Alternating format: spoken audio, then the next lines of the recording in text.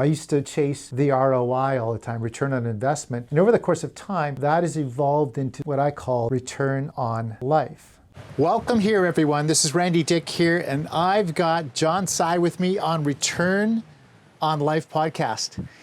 You've heard about the ROI, but let's talk about the ROL, return on life, not about the return on investment. And I've got this special guest, John, with me today. Welcome, John. Thank you for having me. What a beautiful place you have. Oh, thank you. Talking about return on life, this is life over here. Like, I thought Burnaby was life, but this White Rock is life. Well, it's actually not White Rock. We're in South Surrey, or my Ocean goodness. Park. So I am lost. Well, White Rock's very small. The cool thing with South Surrey, like this part of Surrey, is that we pay less taxes than White Rock and get more services. So perfect. This is the place to be, not White Rock. There you go. Well, now I know. This is why I want to retire. I want to be like Randy. Oh, yes. Hey, well, John, you've got so many accolades to talk about. Not only the president of EXP Canada, but you're in the top 1%. You've been president award winner at the Greater Vancouver Real Estate Board for years and years. You've been selling real estate for, what is it, 17 years now? Yeah. Wow. What keeps you going? What keeps you so alive and motivated to work and challenge everything that comes at you on a daily basis? I want to quit every day, actually, Randy. Honest to God. Really? Every year, January 1st, I'm like, can I do it again? Well, that is a really big question that I think most of us ask in real estate, because we start at zero every January. Every January. And every January you have to prepare to climb Mount Everest again. Mm-hmm.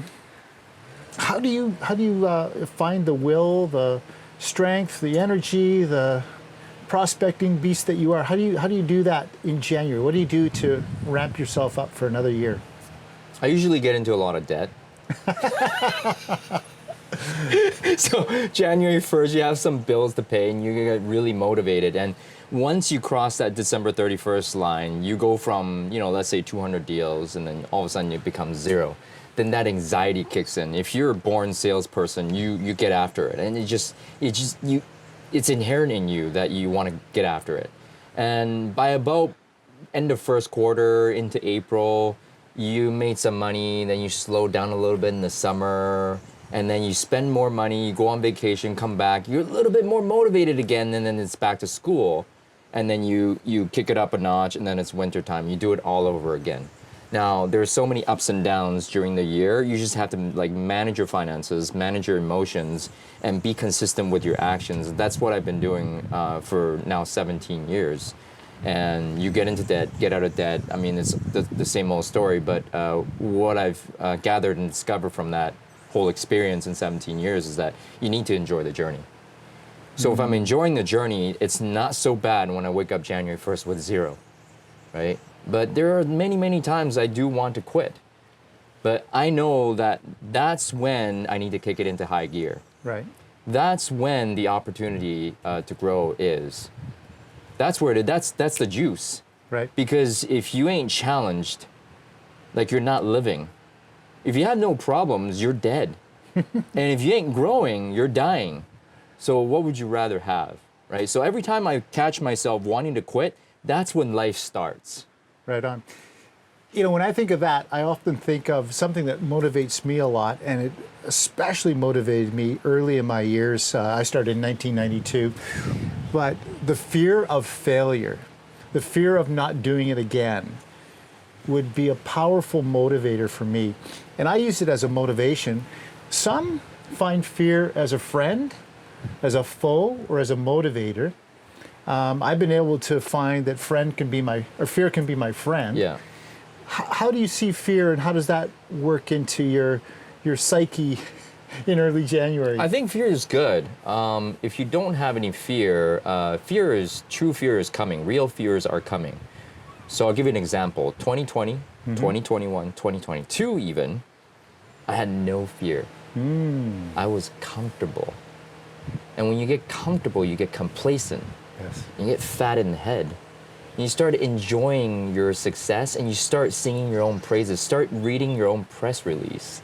You're like, I'm good, 4 days a week, 4-hour days. And next thing you know, whoa, my bank account's going down. What the hell am I doing? And next thing you know, I'm in the red. And then you kick it into high gear. You have no choice at that point. You have no choice at that point. Well, I guess you do have a choice. Some fail, some actually get motivated, and some relaunch. So that's when I relaunched. I used that fear to relaunch myself.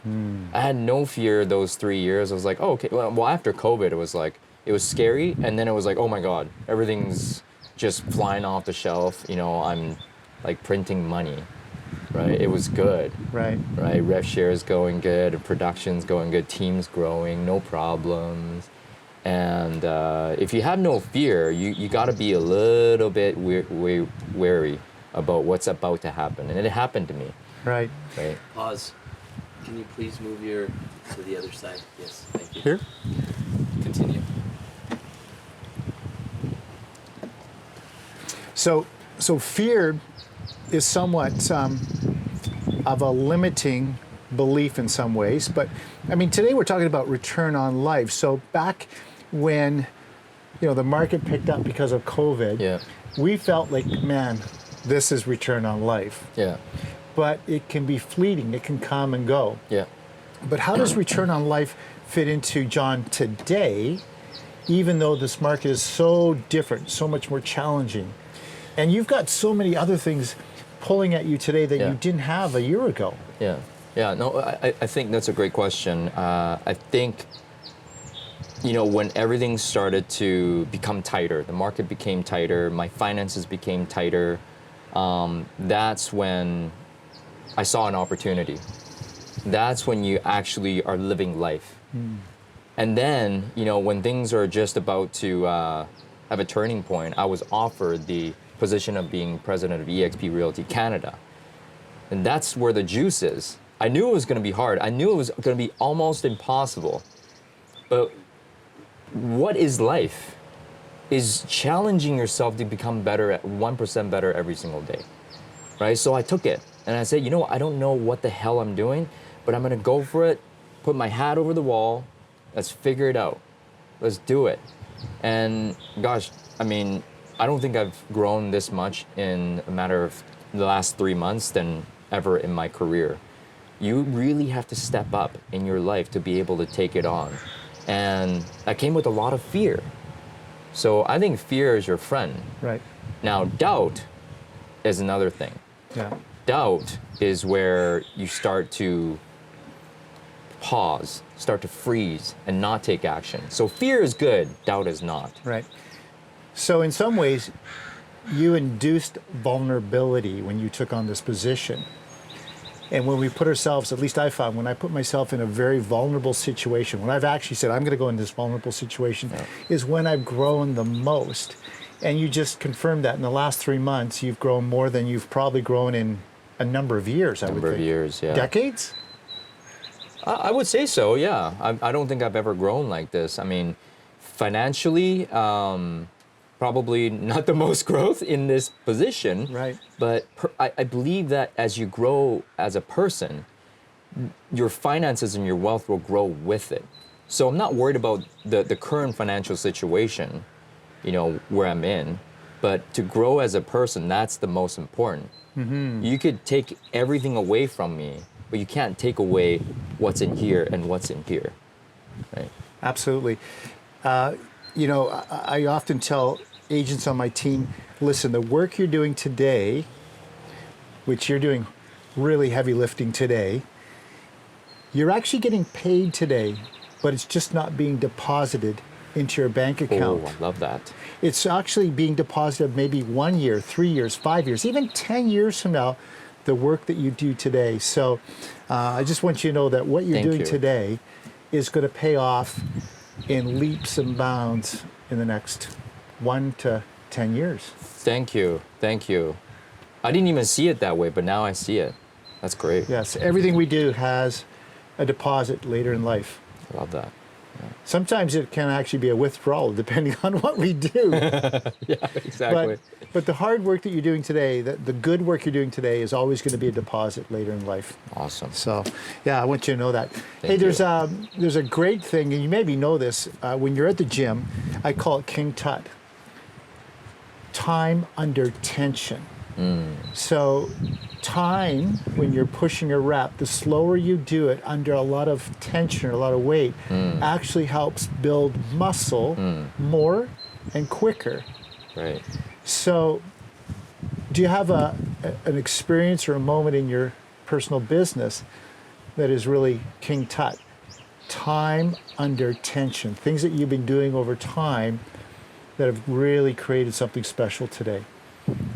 I think it comes back to prospecting. And you really have to have blind faith in that you are doing a lot in the beginning. And it will take a lot of time and a lot of effort, but you're not getting paid a lot in the beginning. But it certainly will pay off, and I really had no choice because I was in debt. And sure enough, it worked out. I mean, I had no sales in that one period from 2008 to 2009 for 6 months, no sales. Wow. Right? So, and I was working 7 days a week. But after that 6 months period, I went off on a run of 33 sales in a row in the next 9 months, right? But had I not put my head down for that 6 months, 7 days a week, Right. that wouldn't have happened. So time under tension and the accumulation effect took place in those 9 months, and it just worked out. Wonderful. Yeah. Wonderful. So were you a heavy beast of a prospector before that, or is this what caused you to become the prospecting beast that you are today? I think that's what made me a prospecting beast during that time. I knew that I'm not very smart. I'm not academically, inclined, if you want to say that. Graduate of psychology degree. It took me 5 years, So I knew that if I found this... You're talking to a high school dropout. Okay, well, then. Awesome, perfect. So I knew that, if we're not very smart, I can make up in knowledge and skill what I lack in knowledge and skill with numbers. I just had to play the numbers game. I'm going to play the numbers game until I win, which I did. In the beginning, it was 500 contacts, 500 conversations with people to get one transaction. As the time went on, I got better and better and better, and I just kept playing the numbers game. I was like, okay, I don't have to be smart. No. I just have to work on my skills and talking to people, right? Well, Tiger Woods says this: genius is 99% sweat. You got to put the time in. You got to sweat it out. You got to work it out, and then you look like a genius. But people never see that. They just think that he was a really gifted and talented athlete, which he is. But to work and be at that level all the time, just like you, it takes rep after rep after rep, practice after practice after practice. Yeah. And you still do that today, correct? In the president role, I still try to do it. Like today, I got on the Zoom call with my BNI chapter. I consider that as my prospecting for the week. And if I do have the time, I still put in about an hour to connect with my clients on a daily basis. But sometimes it just doesn't happen. Like in 2 days, we're flying to Calgary. I mean, it is what it is. Yeah. It's the president role. I do it. Yeah. Right on. In your prospect, I want to stay there a little bit. Scripting, how important is scripting for you? I think it's crucial because you need to know what to say. If you don't know what to say, you don't know what to do. And if you don't know what to do, you'll be a little bit fearful. So knowledge equals confidence, ignorance equals fear. If you know the scripting, you know what to say, you know what to do, you can take listings, you can do buyers. You can do anything you want if you know what to say. And then we are in the communication business. Yeah. We're in the image business. We're in the people business. So if you know how to talk to people, you can win. Right.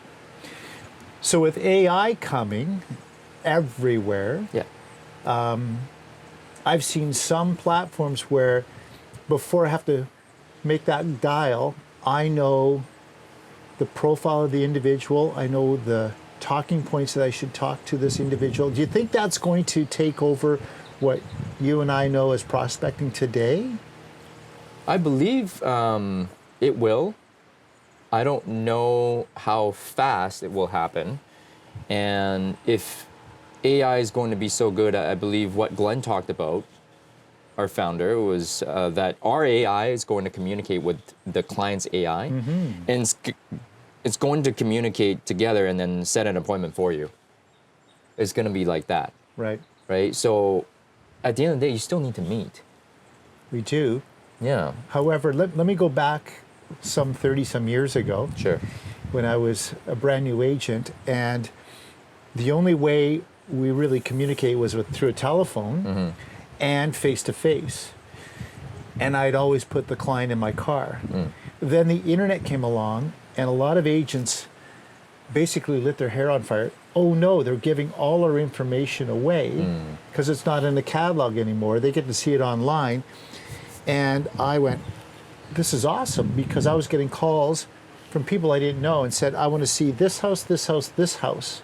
Can you meet us at this house on such and such a date, such and such a time? And at first it was really spooky because it was so different. But next thing I knew, I was closing more deals with less time, less effort, because the client, the buyer, could do the research themselves. Here's our next leap into the future with AI. I really believe it's going to, again, speed up that whole process. It's just that they still need somebody to really give them some guidance at the end. But we might be more just consultants rather than realtors at that point. Do you believe that, or is that too far out there? No, I Concierge type totally agree. service. I think you have to provide excellent customer service. You have to have empathy, right? And then utilize AI to enhance your customer's experience. But if you are communicating just like a robot, you will be replaced. Well, there's a robot to replace you.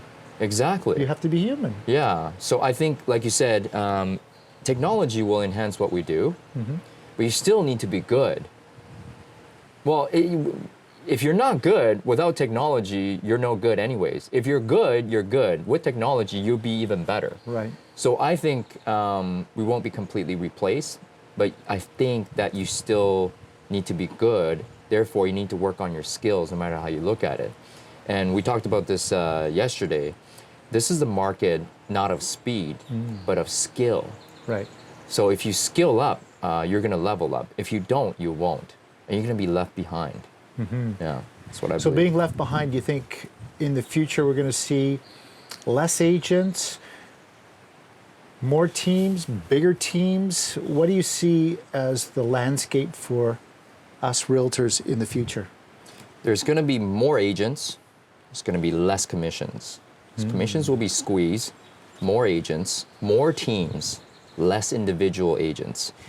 Right now, the stat is 66% of all real estate agents belong to a team right now, and that will start to even increase more.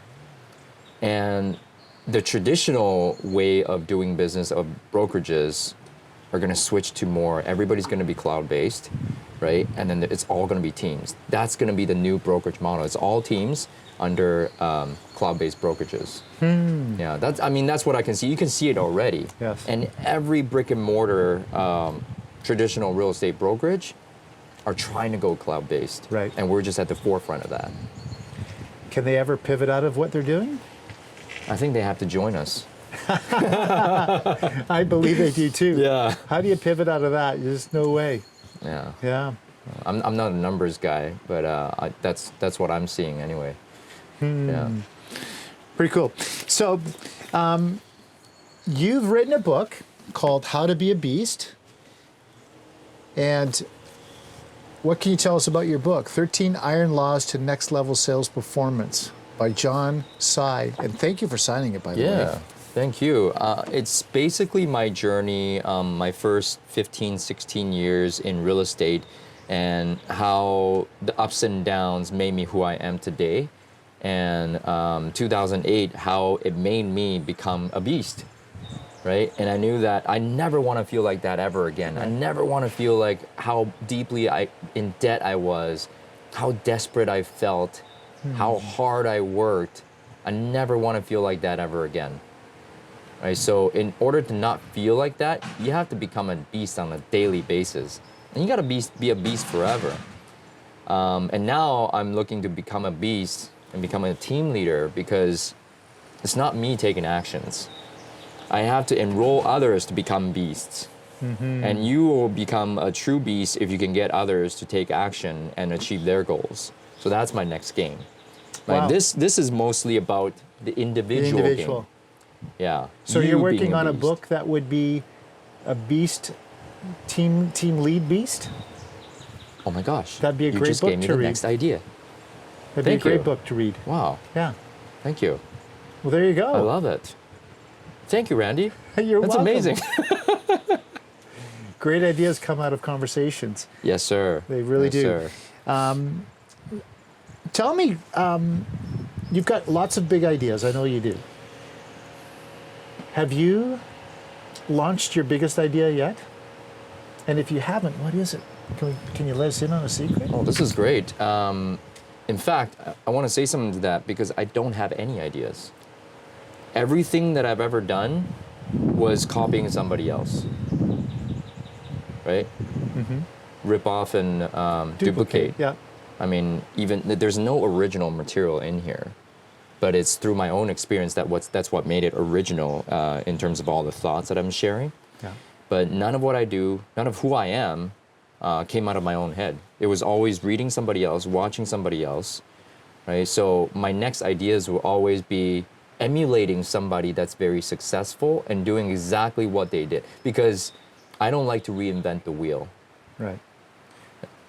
Why invent the wheel when you don't have to? Exactly. But I think what you're sharing is that you got to be well-read yeah, and be open-minded and have a perspective that probably somebody else has done this better than I could ever think about how to do it or do it. So, yeah, awesome. I'm looking to you, I'm looking to Glenn, I'm looking to Phil, I'm looking to everybody that has paved the path, and just follow that. Why do I want to go and suffer? I already suffered enough, right? I just go and follow a system and it'll work. Yeah. Right? But it's an interesting concept. I'm with you on that. Like I'm not very original, but I'm really good at implementing other people's ideas and executing on that. However, at one point there was web browsers, and we can talk about all the web browsers, Explorer. There's a whole host of them before even Explorer. And then there's Google Chrome, and we kind of most people end up on Google Chrome. So, the original thinkers often have the best ideas, but they rarely go to market. Somebody else takes a piece of it, yeah. another piece of it, another piece of it. And even if you look at EXP, the model of EXP is a compilation of a bunch of ideas Yes. that that's Glenn right. saw Yeah. and brought it, yet it seems so original now. But really, it was a whole host of Mishmash of ideas everything and else thoughts. that worked really well, Yeah. and he put it together. Yeah. That's it. Isn't that incredible when you think about it? Well, that's why I want to follow Glenn, and he's on the forefront of that, and he's always reading, and he's always learning. But I don't think anything that he does is original either. The STAR program is from Starbucks, Apple, right? The revenue share program is like from Anway, New Skin, right? From Keller Williams, Yeah. right? And he just put it all together and seems brilliant. But you got to have the balls to go and have the courage to actually put it together. And he had the balls. Right. But I think it came out of desperation, 2008. It did. It did come out of desperation. Yeah. And greatness doesn't happen without hardship. Agreed. Creativity doesn't happen without challenges and hardship. And that's when what I think is so amazing is our imagination kicks into gear and we start thinking of ways to do it differently. Like that was Glenn, like 08, 09, oh my goodness, let's try an experiment. Yeah. I'm going to let my imagination run wild. Why don't we do this? Why don't we do that? Our imaginations are so powerful.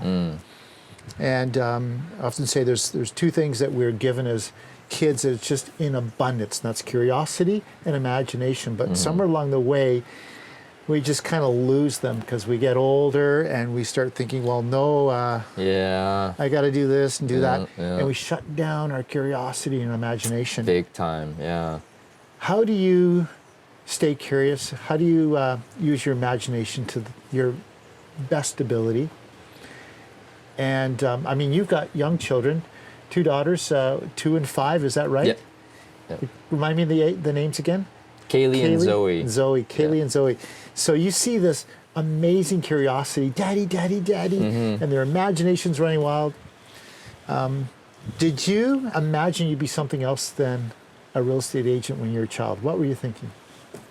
I actually grew up wanting to be a superstar, an actor, right? And I was like, oh man, I could do that. I could sing and dance. I could do hip hop, whatever. And You're a singer. Yeah, I can sing. Awesome. But And somewhere dance. along the way, it stopped. I let fear take over, and I was like, I must go and finish my schooling.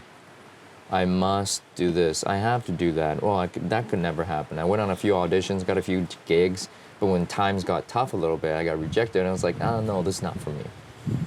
Right? I never kept with it.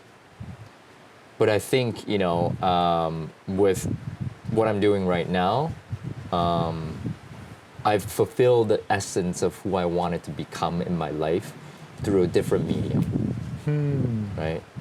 I'm a self-proclaimed a star on Instagram. That's what I say to myself. I made it. But you know what? Well, I see it because you're comfortable on stage. You're very comfortable in your skin. So, there's a lot of training that took place. You made a lot of money back then. It just hadn't been deposited yet. Yes, agreed.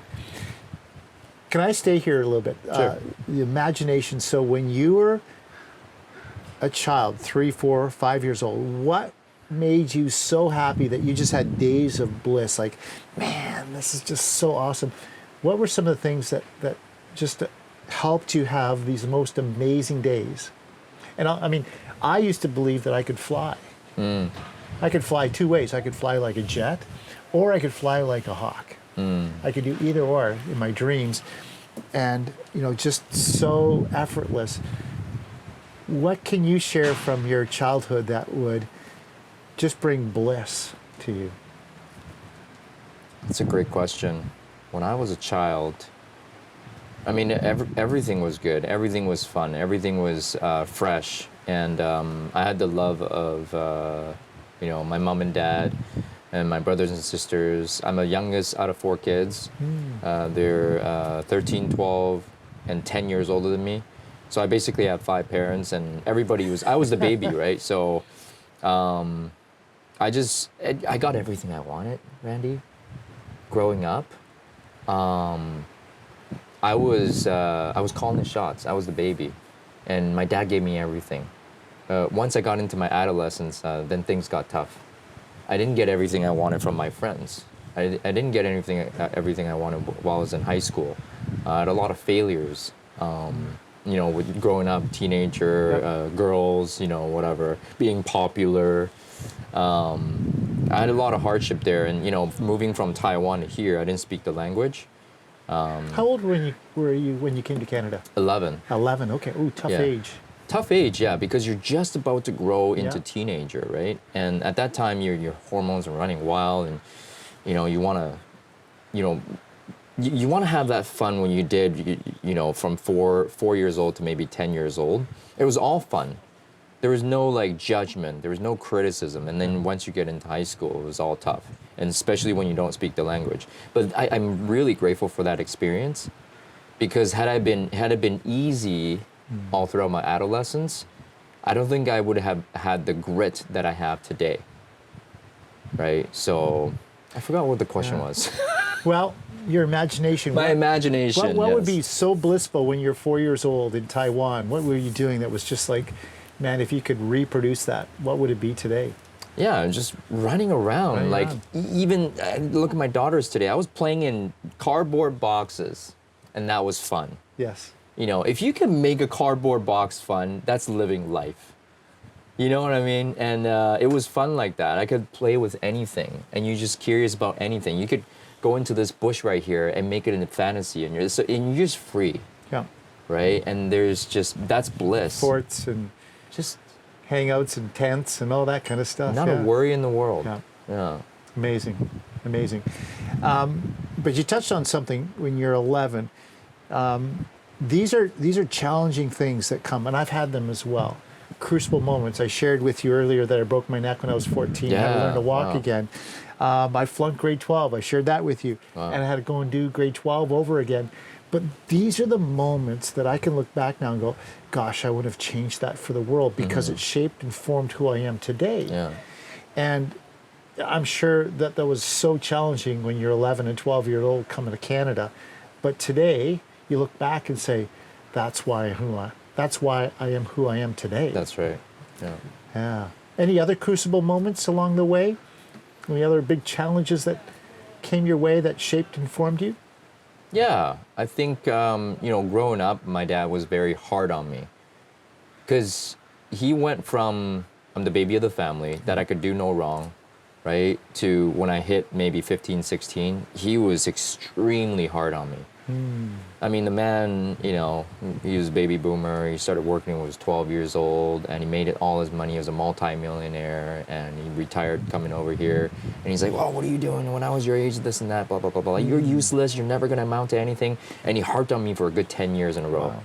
right? So, but luckily I ran into a man in Taiwan at 22. So you went back to Taiwan. Yeah, I went back to Taiwan during my UBC days. Okay. And I ran into a man. His name was Will. He was a Caucasian man back in Taiwan. He was working out on a Tuesday afternoon. And I'm like, Will, what do you do for work? He's like, I'm retired. I said, what do you do? What did you do? He said, well, I built a language school here in Taiwan, and I sold it last year, and I just invest in real estate. I'm retired. I'm financially free. I said, wow. Will, I'm only 22 years old. How old are you? He's like, I'm 42. I'm like, wow. So if there's something that you could advise me to do, what would you have me do? And he's like, go read the book Rich Dad, Poor Dad.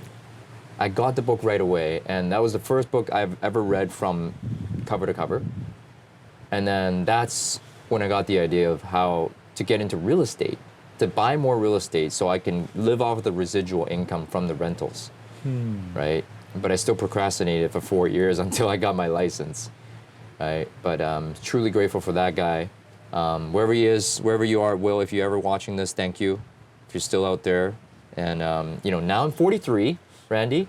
Not 42, but 43. 43. I want to seek out every 22-year-old and give them the Yes. same gift. Yes. Will change my life. Is that your why? Is helping people? At this point, yes. Yeah. Before, it was just paying bills. Yes. Never mind helping people. Just give yourself more real estate. Well, the why is always changing. Yeah, It's yeah. always changing because we're progressing. We're getting, financially stronger. That changes it sometimes, but just mentally we're growing and we're getting to see ourselves in different light in different places, and so our why constantly changes. Yeah. Does the why make you come alive every day? Is that what fires you up every day? No, not at all. No? Yeah, my accountability internally gets me up every day. Okay. And externally as well, because I have people that are waiting for me at the gym. I have people that are waiting for me on Zoom at 5 a.m. And if I don't show up, my why doesn't get me up at 4:30. It's the people that are counting on me to show up that Yeah. gets me up at 5:30. Now, when things get tough, then I have to really think about my why. Yes, but on a daily basis, it's only accountability that gets me Right. up. That's a great point. We need people in our lives to hold us accountable. Even Glenn probably has many people, or the President of the United States, or whoever it is. You have to have people that hold you accountable, even if it's somebody below you or above you, because we won't show up if nobody's expecting us to show up. Exactly. Yeah. Yeah. That's my wife, Jolene. Oh, there you Show up for go. her. Love it. Yeah.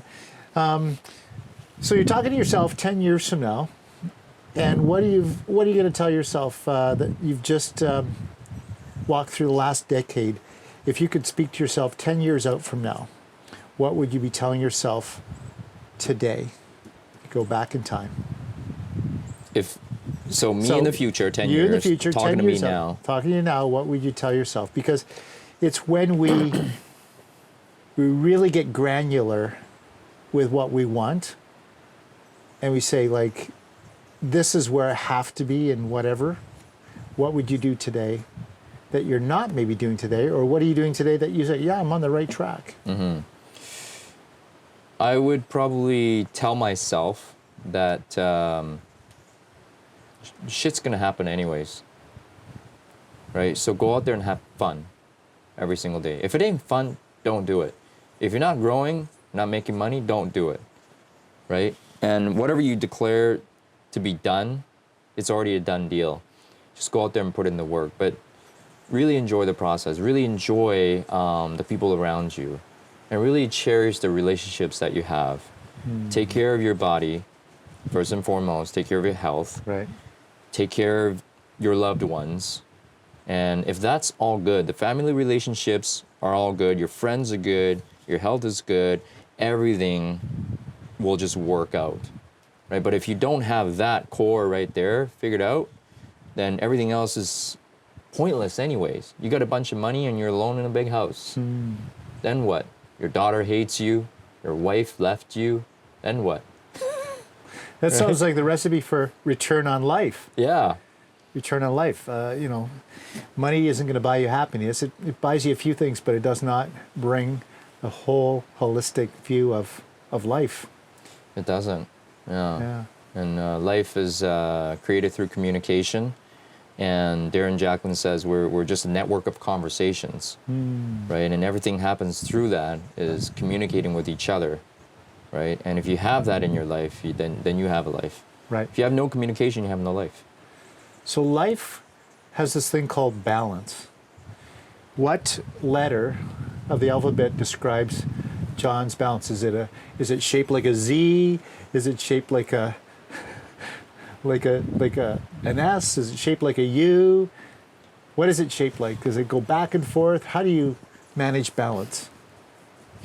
I would say I'm operating at a maximum, so M, An M, because I'm 100 on everything. right? Yeah. You're in and If out, I'm in and out, going in to and out. do it, I'm going to do it at 100%. Right. Not 99, not 98. If I'm going to be with my girls, I'm going to be there 100%. Right. Be there with my wife, be there 100%. I'm going to be there at work, I'm be there 100%. Right? And I'm going to give it my all in every aspect of my life. I'm going to push to the limit when I'm at the gym. Right? And, if I can just do that, right? I've squeezed every bit of my life that I could squeeze. And that's the juice in my life, and that's the return on life. Yeah. And if you're not doing that, you're not living to the fullest. If you're not doing your best every single day, and you have regrets, like, I could have worked a little bit harder, I could have loved a little bit more, I could have said I love you to my wife a little bit more, you're not really living. Yeah. Life with regrets is not a life that I want to live. No. So all of what you shared about, it all has to fit into a schedule. Yeah. How important is your schedule? Do you have sacred times that you just will not work? How do you do that? How do you work your schedule? Because I find I shouldn't say most, but a lot of agents really struggle with the schedule, and they'll drop really important things, family things that are really important because there's a potential opportunity with a showing or something. They don't know how to control their schedule. Yeah.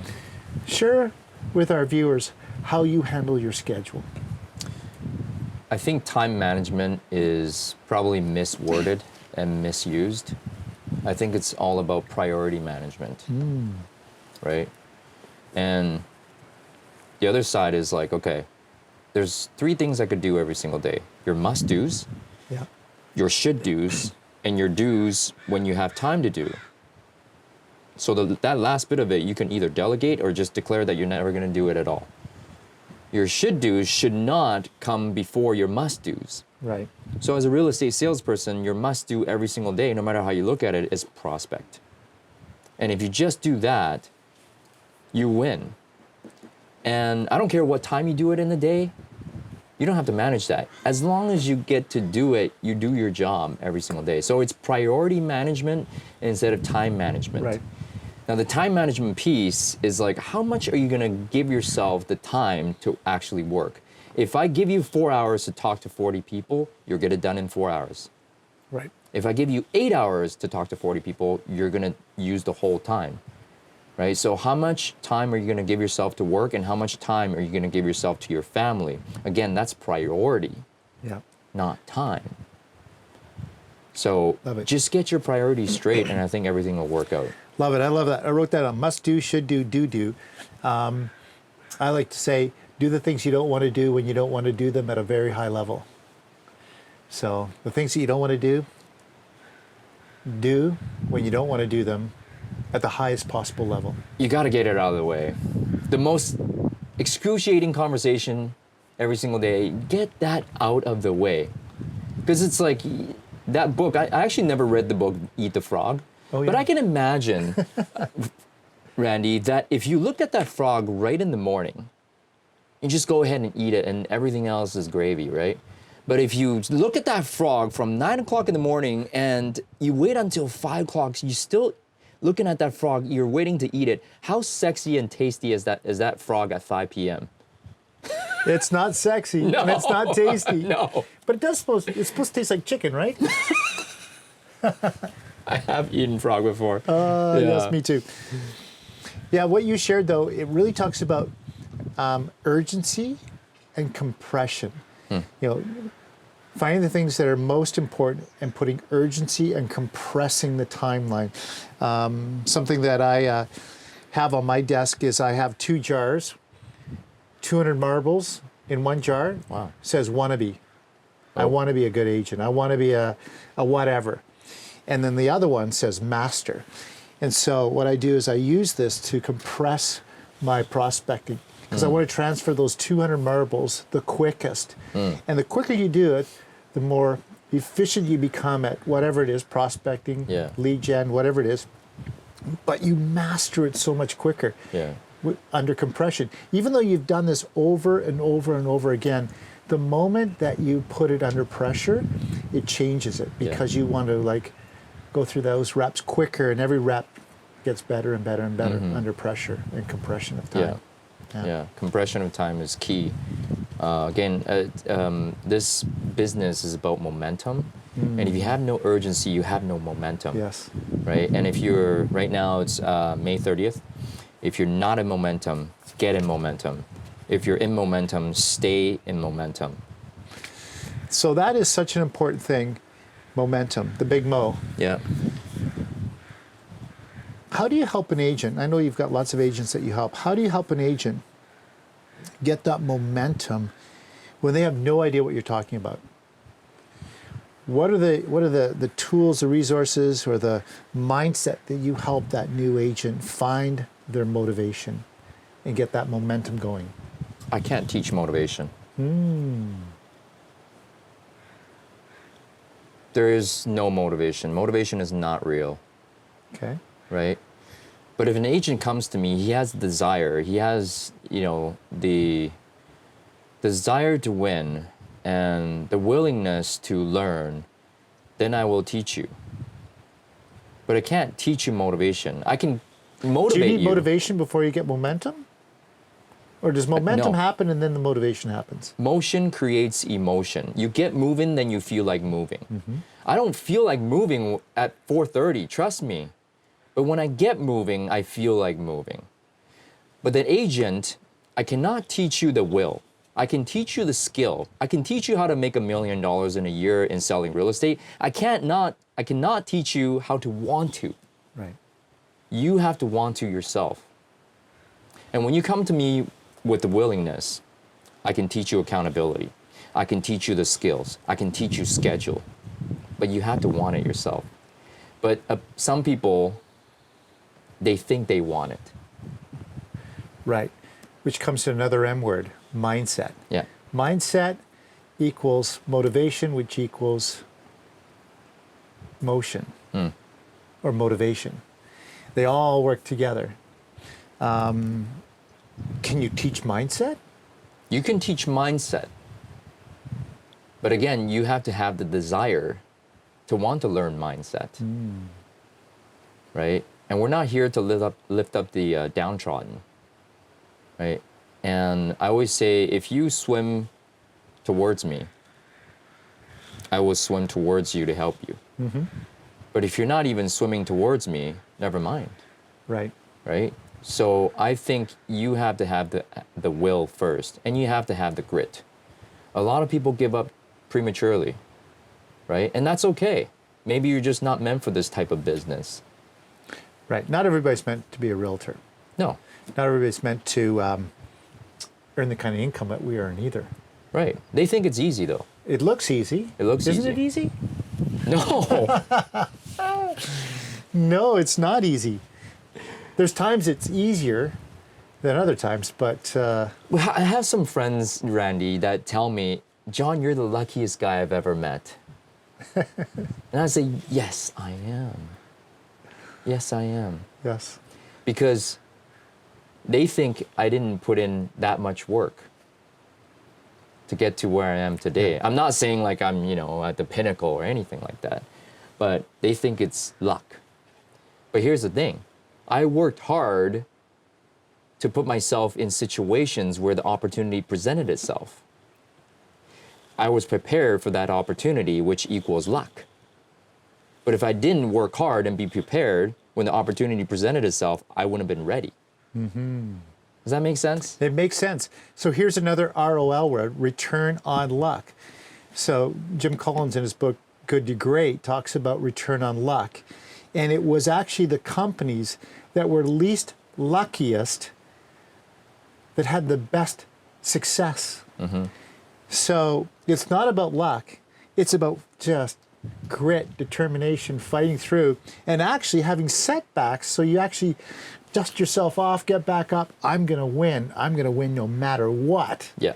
And that is really, how you get the return on luck. Yeah. So it's not about being lucky. It's about working hard. And the luckiest people in the world are always the hardest working people, it seems like. Right? Right. Input equals output. Exactly. Right on. So who's the best in the world that you know that does what you do? Best in the world. Yeah, who would you like to be? Who would I like to be? If you could be somebody that is in your position, your role that you know of, who would that be, and why would you like to be who they are? Mike Ferry. Mike Ferry. Yeah. Tell us about Mike. Mike is a never-ending power that will just crush everything. That's his mindset, is he will do this until he dies. So do what he does on stage or what he does every day? Just his or mindset. His Randy. mindset. I don't necessarily agree with everything he says. Yeah. But Mike, as a power, as a human being, that mindset is what I want, is what I want to be. That unwavering desire to win at all times. You can never get that man down, Wow. right? So I want to be like Mike, but not everything he says and does, but the mindset to keep moving forward, that's what I want to emulate. Interesting. Yeah. I've never been at a Mike Ferry conference or seen Mike, so now I need to go and check out Mike. I think so. Magic Mike. Magic Mike. Yeah, I owe a lot to the man. Since my dad passed away in 2013, he's been a father figure for me, and I've always, reached out to him for advice, and he was always there for me. I do pay the man quite a bit of money, but he's made me millions, Wow. right? And now I have another mentor in Glenn. Right. Right, and yourself. So, one mentor that you follow lead to another, right? But Mike is what started the whole thing. Well, we need to recognize, who the contributors are in our lives, on a personal level, business level, financial level. There's always somebody. Yeah. And really, that's the law of attraction, the law of vibration, law of frequency that you're Yeah. speaking about. And it's all around us. I feel honored that you're here with me today. I'm learning so much from you. Likewise. And, Thank you. Feeling I'm in the presence of greatness. Thank you. I'm just a Chinese kid who immigrated to Vancouver in 1991 and worked hard and is growing, and I will keep growing until I die. That's my commitment, and now it's about contribution. Right. And you got to give yourself to have a life, right? And the secret to living it is giving. And if I'm not giving, I'm not out there contributing. Who am I? What am I? I'm just gonna sit at home on my fat ass and Well, giving us maybe we can cut that out. giving does make us happy. Yes, it Think does. about that. Every time you give, you kind of get this glow in you. It just makes you happy. At least it makes me happy when I does, give. yeah.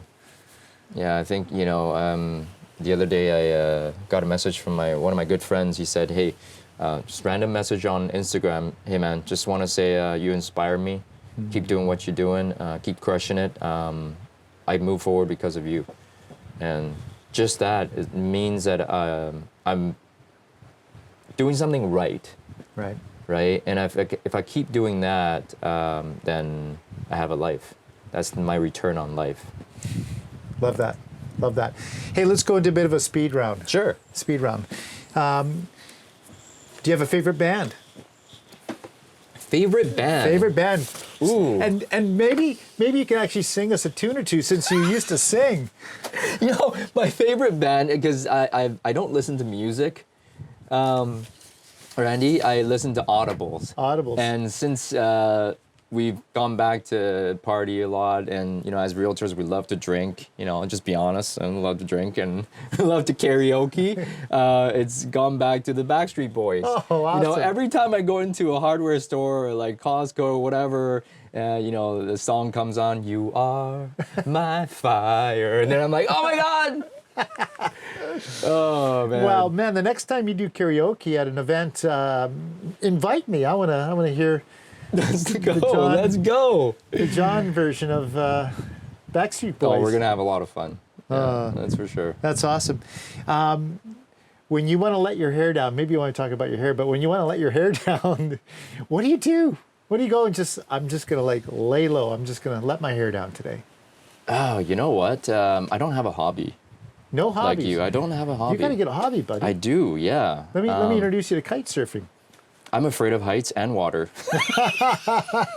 So that's why I work out a lot, and I used to kickbox Well, that's a a lot. hobby. Yeah, I think it's a hobby. People are like, "Oh, you don't have a hobby." I'm like, "No, that's kind of my hobby. Yeah. I enjoy doing it, and my hobby right now is actually, if you want to call it that, is biohacking and anti-aging. I'm 43 years old, and I want to keep feeling good, and I'm probably, I would say, the best shape of my life right now. You look great. Thank you. Physically and emotionally, everything has kind of come together. I want to keep it that way. And I keep reading books like Dave Asprey, Game Changers, Smarter, Not Harder. Keep getting better at that. That's like my hobby right now. So when I let my hair down, I want to learn about biohacking and anti-aging.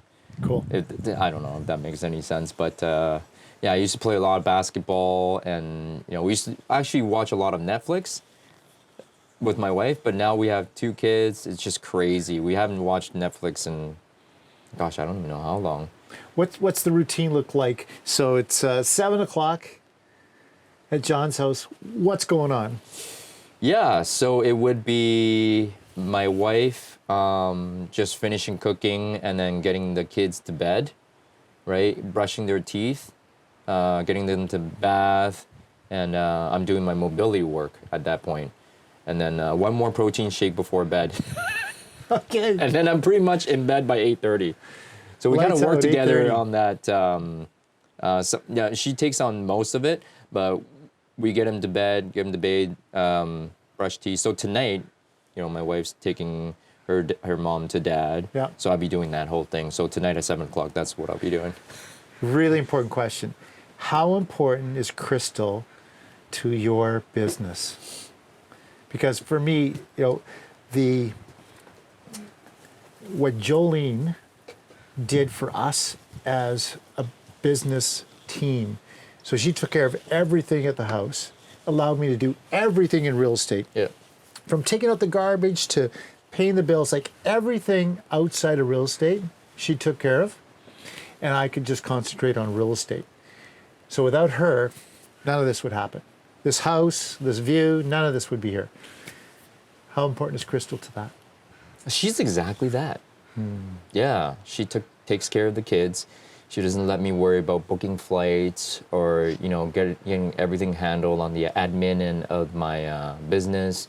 She takes care of the books. I just go out there and talk to people, do meetings, and then Close deals. hustle, close deals. And she takes care of everything else. And so nothing runs without Crystal. And we're truly a great partnership. And I ought to acknowledge her more. So thank you for bringing that up. Right on. I don't want to get my ass kicked. We got to stick together on that one. Yeah. Okay, last question before we go for a swim in the ocean. Okay. Return on life. We're going to go take a swim. In my Speedos. Well, there's a few naked people down there once in a while. Really? Yeah. Anyways, we can cut that out.